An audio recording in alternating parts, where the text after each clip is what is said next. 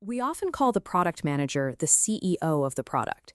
It is an appealing metaphor, but it sets a false expectation for how much control you actually have over the people building it. Product leaders operate inside a structural gap.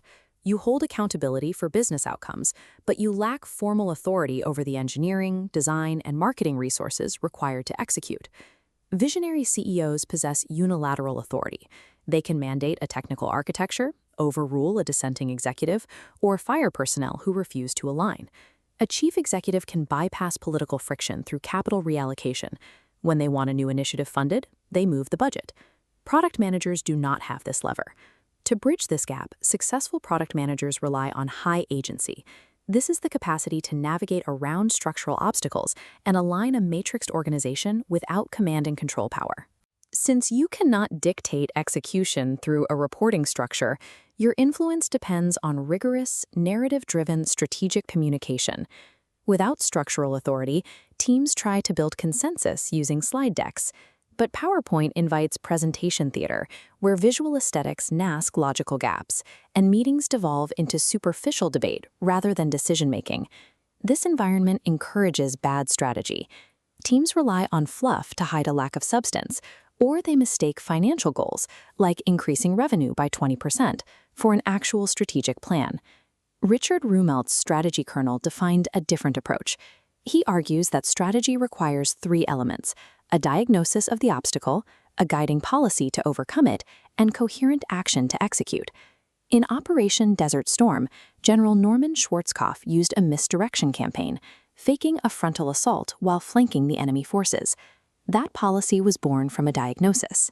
Schwarzkopf analyzed Saddam Hussein's focal point, recognized that the Iraqi forces expected an assault from the coast, and targeted that specific weakness. The guiding policy then translated into coherent action. It required moving thousands of troops and tanks across the desert in a coordinated maneuver. Slide decks rarely diagnose obstacles, they project desires.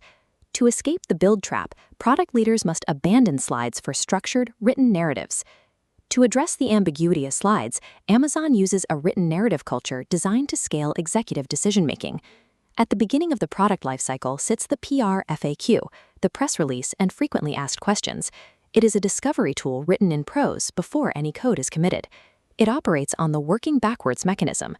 Visualizing the launch day and writing the public announcement first forces the team to clarify the customer's true job to be done. The press release section requires a strict structure. You define the target customer, articulate their acute problem, explain the mechanism of solution, and include a customer quote. Following the release is the customer FAQ. This section addresses external friction, answering immediate user concerns about onboarding, pricing, and compatibility. The internal FAQ is where the author confronts strategic trade-offs. It answers the difficult questions from engineering, legal, and finance to prove the unit economic scale and the architecture is feasible. This process defines a proximate objective, a target that is difficult but achievable given current resources. John F. Kennedy's mandate to reach the moon by the end of the 1960s provided exactly this type of boundary. By setting a clear objective, the administration aligned thousands of contractors and engineers, showing how clarity in the discovery phase enables complex, long-term execution. The PRFAQ acts as an organizational forcing function. It exposes flawed ideas early, saving engineering capital by killing unviable products on paper long before development begins. After discovery, product managers need a way to align cross-functional teams in rapidly shifting markets without the overhead of a 6-page document for every pivot. The one-page narrative is the tool for this tactical layer. It is the ideal format for rapid portfolio auditing and strategic shifts. Product leaders use this document to audit their product mix. They analyze the width, the total number of product lines, against the depth, which represents the specialized variance within those lines. A written one-pager forces the team to confront operational costs. New variants increase the support burden, complicates pricing logic, and adds testing paths for engineering. The document uses financial formulas to justify resource allocation. By mapping the specific financial benefit against the total cost, you establish a mathematical baseline for the value proposition. Within this narrative, leaders often apply Gibson-Biddle's DHM model, testing whether the tactic delights customers in a hard-to-copy, margin-enhancing way. The one-page narrative elevates the product manager to an operator. It shifts the conversation from "should we build this" to "how does this impact the business?" For annual planning and major strategic shifts, product leaders deploy the 6-page memo. The memo requires a specific operational ritual. At Amazon, decision-making meetings begin with a 20-minute silent reading period. This shared reading period establishes an identical baseline of context across the room.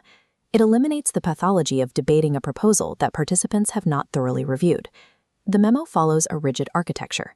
Page 1 houses the executive summary, detailing the context, the central recommendation, and the why now imperative that justifies the decision. Pages 2 and 3 outline the options considered. Strong memos explicitly surface organizational disagreements rather than hiding them.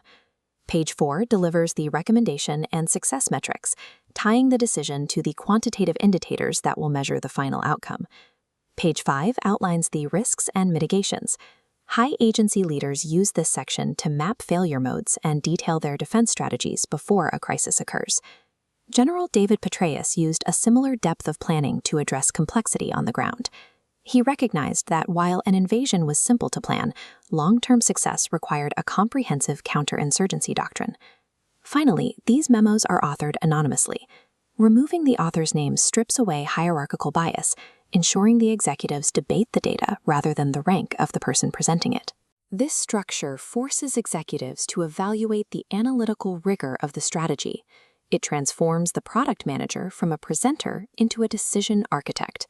These 3 writing artifacts, the PR FAQ, the one-pager, and the 6-page memo, form a unified strategy deployment cascade that scales from team execution up to board-level strategy. You use the PR FAQ for discovery, the one-pager for tactics, and the 6-page memo for capital allocation. This model addresses the core tension of product leadership, the gap between holding accountability and lacking formal authority. Deploying these narrative artifacts establishes documented strategic alignment across the organization. Narrative writing clarifies strategic logic, serving as a primary tool for high agency leadership. To escape the build trap and construct a true product-led organization, leaders must stop presenting fluff and start writing strategy.